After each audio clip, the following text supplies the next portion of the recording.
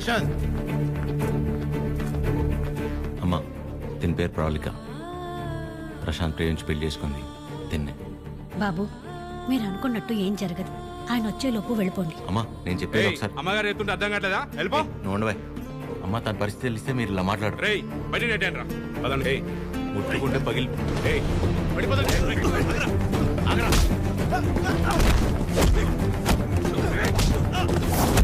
ఆడపిల్లల మీద చేసుకోమంటావు ఏంట్రా?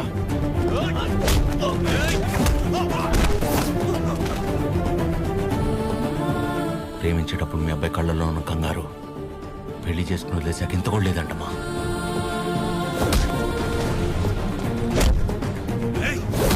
చిరు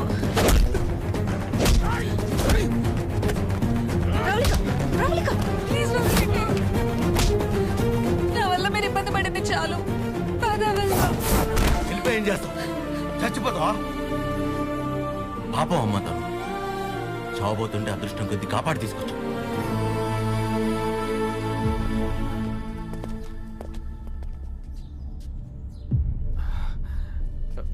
నాన్న ఒక్క నిమిషం నాన్న, నేను పంపించేస్తాను. మీరు ఉండండి. బ్రదర్ మీకు ఆల్రెడీ చెప్పాను కదా, బయలుదేరండి బ్రదర్. పెద్ద ప్రాబ్లం అయిపోతుంది, బయలుదేరండి ప్లీజ్.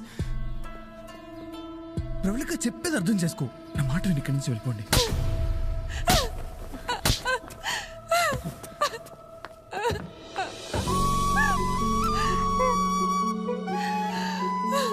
నీ వల్ల ఎన్ని మాటలు పడ్డానో తెలుసా? నేను నీ వెంట పడ్డానా? ప్రేమించమని అడిగానా? పెళ్లి చేసుకోమని చెప్పానా? ఎంత నమ్మాను రా నిన్ను.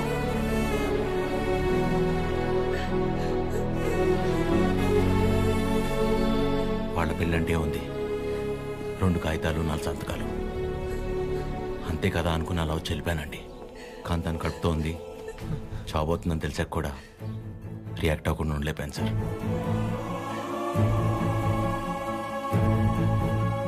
అయినా ఇదంతా జరిగింది నా వల్లే కాబట్టి ముందు నన్ను చంపేయండి, తర్వాత మీ ఇష్టం. ఏ భార్య అయినా తన తల్లి కాబోతుందన్న విషయం ముందు తన భర్తకే చెప్పాలనుకుంటుంది. మీకు మీ ఆవిడ అలాగే చెప్పుంటారు. అలాంటిది నేను ఎవరో మూడో వాడిని. నేను చెప్తే కానీ తెలుసుకోలేని పరిస్థితిలో ఉన్నాడు సార్ మీ అబ్బాయి.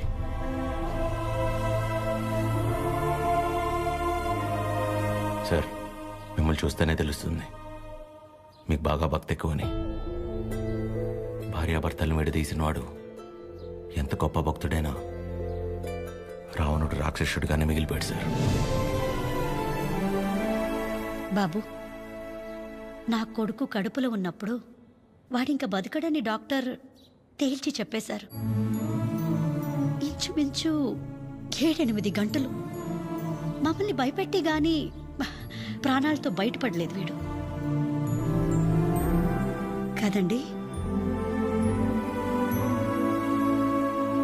ఆ రోజు మేం భయపడ్డంలో అర్థం లేదనిపించేలా నా కొడుకు ఎప్పుడూ ఏ తప్పు చెయ్యడు బాబు.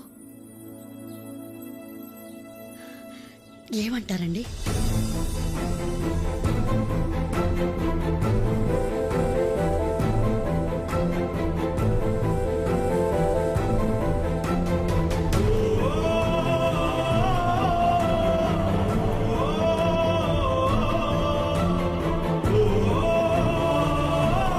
అమ్మాయి జాగ్రత్త.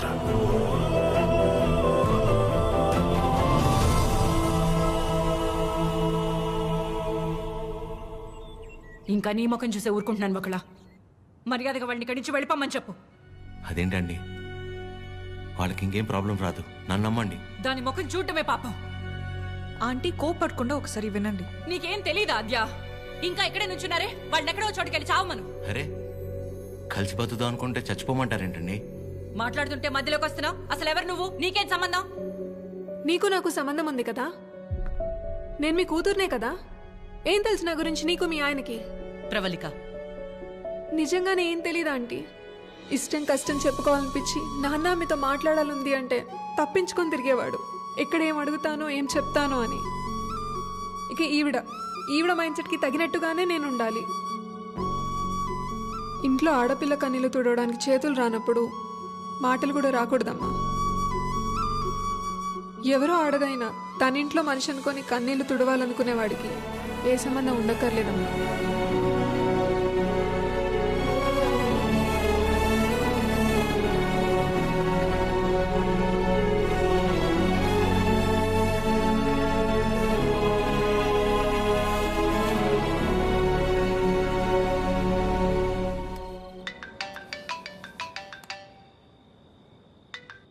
చెప్పండి.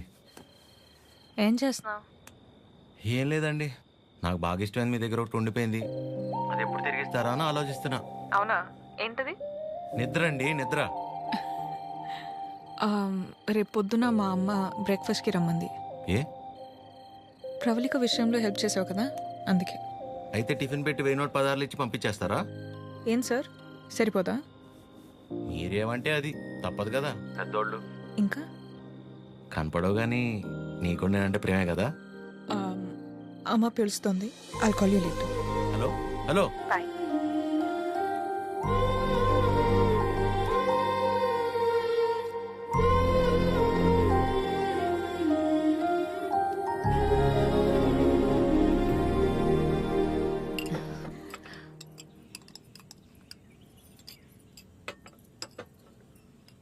ఏదున్నా ఫ్యాక్టరీలో మాట్లాడి అట్నుంచటే పంపించేస్తాను తప్ప ఇంటిదాకా ఎవరైనా రావటం చాలా రేర్.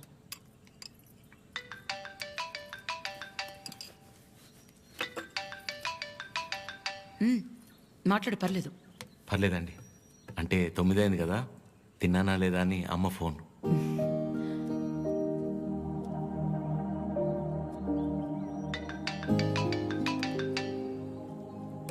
పద్మమ్మ సేమ్ తిన్నానా లేదా అని. ఇంట్లో నేను ఒక్కనే మగ పిల్లాడిని, అందుకే చిన్నప్పటి నుంచి వాళ్ళకన్నీ నేనే. ఒకసారి రమ్మని చెప్పు మీ ఇంట్లో వాళ్ళని.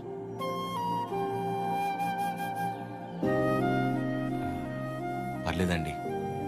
పర్లేదేంటి, రమ్మను. వాళ్ళు ఫ్యాక్టరీ చూసినట్టు ఉంటుంది, నేను ఒకసారి వాళ్ళని కలిసినట్టు కూడా ఉంటుంది. ఏమద్యా? అవునమ్మా, రమ్మని చెప్పండి. సరే అండి. అవన్నీ నేను చూసుకుంటాను లేరా ప్రేమ్. నిన్ను నువ్వు అద్దంలో మాత్రం చూసుకోకరా రే.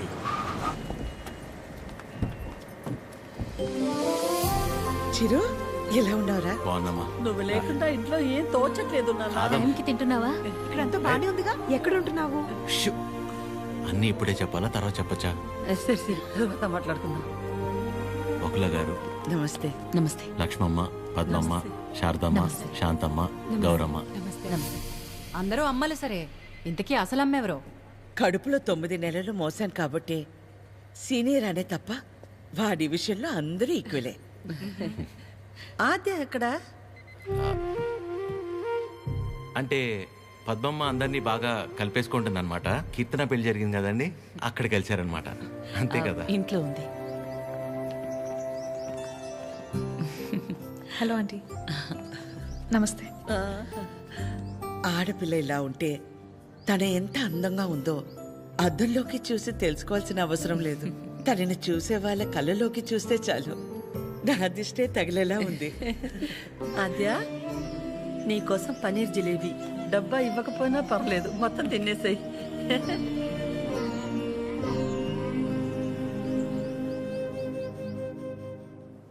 ఏంటి ఆద్య, ఇంకా ఏం ఆలోచిస్తున్నావు? ఆంటీ చిరు వాళ్ళందరితో బాగానే క్లోజ్ అయ్యారు కదా ఆద్య. అదే ప్రాబ్లం ప్రవళిక. అనుమానం ఉండి అబద్ధమని తెలిస్తే కోపంతో పోతుంది, కానీ ఇంత నమ్మాక నిజం కాదంటే తట్టుకోలేదు. అండ్ దాట్ టూ, ఇదంతా తెలిసి నేను సైలెంట్గా ఉన్నానని మా అమ్మకు తెలిస్తే ఎవరున్నా లేకపోయినా నా లైఫ్లో అమ్మ ఉండాలి. ఎవరి ద్వారానో ఈ విషయం ఆంటీకి తెలిసే కంటే నీ అంతటి నువ్వే వెళ్ళి చెప్పడం కరెక్ట్ ఆద్య.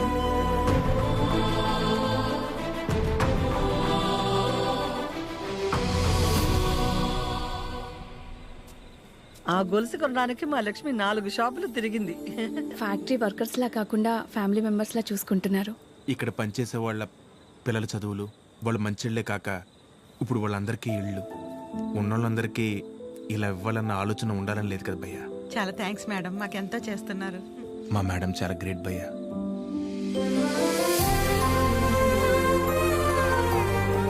సరే సరే. రే ప్రేమ్ ఫుడ్ ఐటమ్స్ లో ఏం బాగున్నాయి రా? అన్నిటికంటే నువ్వు రా అన్నది బాగుందిరా. కూర్చోండి ఆంటీ. ఏంటి అందరూ చాలా సీరియస్గా మాట్లాడుకుంటున్నారు? ఏం లేదు, నీ గురించే. ఫ్రిడ్జ్లో పెరుగు ప్యాకెట్ పెట్టడం మర్చిపోతేనే మేమందరం కలిసి ఓ 10 నిమిషాలు మాట్లాడతాము దాని గురించి. అలాంటిది నువ్వు ఒక్కదానివే ఫ్యాక్టరీ, ఇల్లు, బిజినెస్ ఇదంతా ఎలా సాధ్యపడిందా అని. ఓ అదా, ఆద్య వల్లే.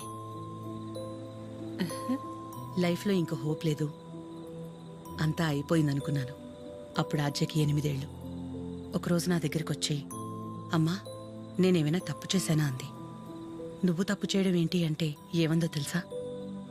నేనే నీ ప్రపంచం అంటావు కదమ్మా, నువ్వెలా ఉన్నా అది నా వల్లే కదా. నువ్విలా ఉన్నావంటే నేనేదైనా తప్పు చేసుంటే చెప్పు, ఇంకెప్పుడు చెయ్యను అంది. ఆ క్షణం అనిపించింది ఇంకెప్పుడు తన నా దగ్గరికి వచ్చి అలా అడిగేలా నేనెప్పుడు ఉండకూడదని.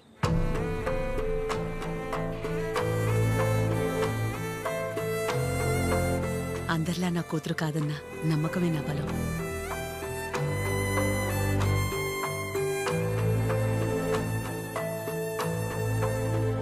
మీ బలం మీ చిరు, మీ పెంపకం తన ప్రవర్తనలో కనిపిస్తుంది.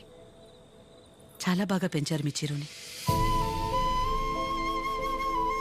చిరు, ఇంతమంది ఆడవాళ్ల మధ్య పెరగడం నీ అదృష్టం.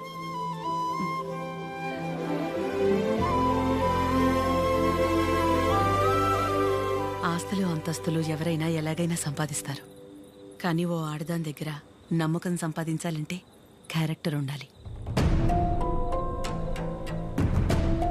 ఎలాంటి పరిస్థితుల్లోనూ ఏ కారణం చేత నీ వల్ల వాళ్ళకి ఏమచ్చ రానివ్వదు.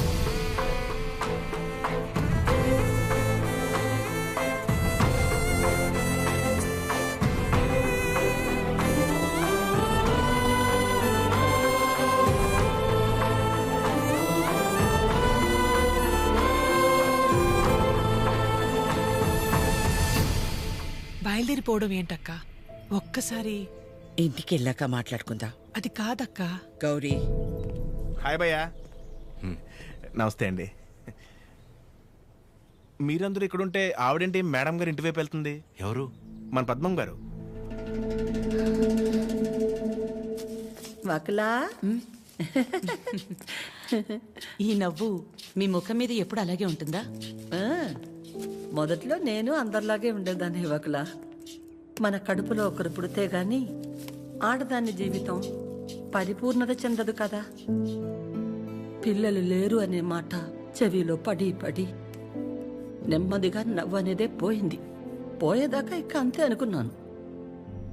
మా చిరంజీవి పుట్టగానే అలాగే తీసుకొచ్చి మొట్టమొదటిగా నా చేతుల్లో పెట్టారు.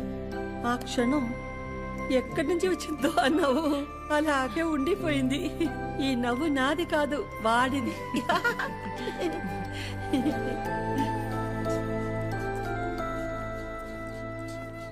నీకు మొక్కలంటే బాగా ఇష్టమా వకలా? ఈ మొక్కల విషయంలో మాత్రమే ప్రపంచం ఆడా మగానే తేడా చూడదు. మా చిరు కూడా మొక్కలంటే బాగా ఇష్టం.